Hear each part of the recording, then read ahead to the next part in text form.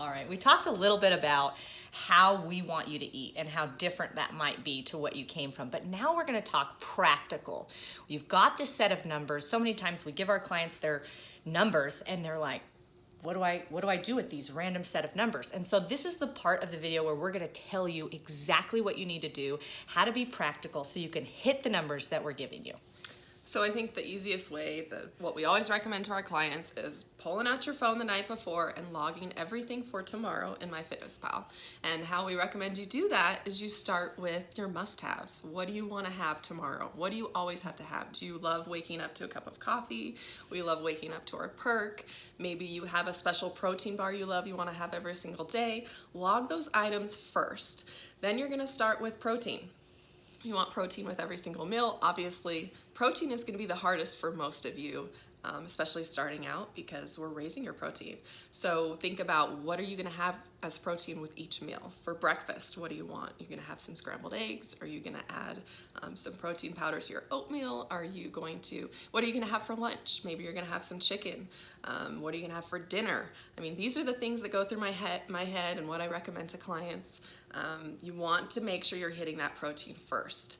And it's almost like a game of Tetris. For some, Yes. It's simple. For some, it takes you a really long time. And Tracy has a story about that, actually. Yeah, well, the first time that we started doing macros, I had called Krista on the phone and said, oh my gosh, Krista, I just planned my whole day for the next day, and it took me 38 minutes. And I said, I can't do this. I can't do this program because I don't have an extra 38 minutes every day. And Krista, of course, just laughed at me and said, calm down, Tracy. It's going to get easier, I promised. And sure enough, it did. The first day is so tricky. It's like, what am I even supposed to eat? What do I do? And then now it takes me 90 seconds to plan my day for the next day. So it gets easier. We promise. You don't need to go out and buy a bunch of random foods. It's just about eating the foods that you love in the right quantities. So what Krista was saying about the protein intake, a lot of times you don't need to necessarily think about more protein sources, but just change the quantity around. So if you're short on protein, think, okay, maybe instead of 3 ounces of chicken at dinner, I need to have 4 ounces of chicken at dinner. Those little tricks will help you make this process so much easier. And I think it's really important in the very beginning to make sure you have those protein sources available. Start with simple things, like I said, chicken. Keep chicken in your fridge. You can always add more chicken into your dinner or your lunch. So once you add in your protein and you know you're going to hit your protein for the next day, then we recommend adding in your carbs. You know, what carb are you going to have? Maybe your protein has carbs in it. And again, start simple. What are you going to have with your chicken? Maybe you're going to have some rice. Maybe you're going to have a sweet potato. And pick things that you enjoy, and that's what's going to keep this program, what is going to make it successful for you. And then, of course, fat. Usually that one's the last one you kind of can add in if you need it. Sometimes you have to remove items because you went over your fat. But these are all things, it's a game of Tetris, and it will get easier. Some people have a lot of fun with it. I kind of like figuring out the puzzle. Yeah.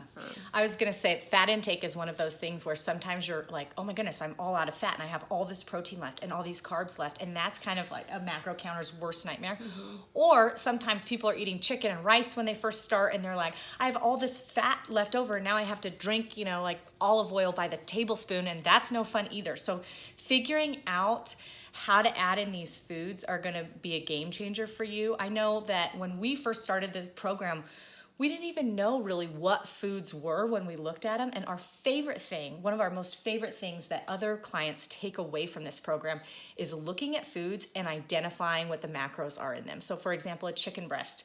We know that a chicken breast has approximately 30 grams of protein. We know that an apple has 22 carbs. And these things are constantly running through our head when we're looking at food. We're looking at food in a different way. We're identifying it with their macros.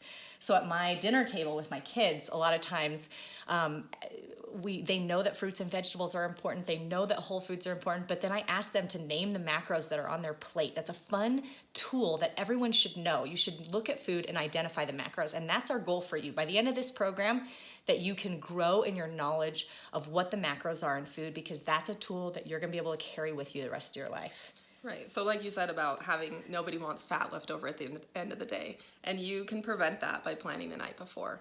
So make sure you're planning the night before, and then of course sticking to that plan the next day. Yeah. It's your menu. So make sure you're sticking to that. and you should be successful. Yeah, and it's going to get easier. We promise. Every client that we've worked with came from this, oh my goodness, this is so hard. Get over that hurdle. Get over that mountain. The longer you put off figuring it out, the less likely you are to start building that momentum, which we're going to talk about in a later video. But that momentum is key for getting you to see the results that you want to see. So get planning, get in your MyFitnessPal, get fiddling around. It has a barcode scanner. You can scan foods in, get switching portion sizes in and out. You might need to have 3 eggs instead of 2 eggs. You might need to add some egg whites. You might need to have, you're just going to have to fiddle and figure it out. And of course, always post to the group. If at the end of the day, you're stuck and you're thinking, I have 20 grams of protein, 10 fat, and 5 carbs, and I have no idea what to eat, that's what we're here for. And so many other women in the group are going to chime in and help as well. And that's what this is about. It's a supportive environment where you can come and let us help you. When we don't hear questions at the beginning, we get really, really nervous. So the downside of macros is that, yes, you do have to do a lot of initial planning, and that can seem overwhelming in the beginning. But remember that the plus side is you get to eat all of the food groups. You get to sit down at the dinner table with your family and enjoy a bread roll. Right. You can enjoy a guilt-free Reese's Peanut Butter Cup.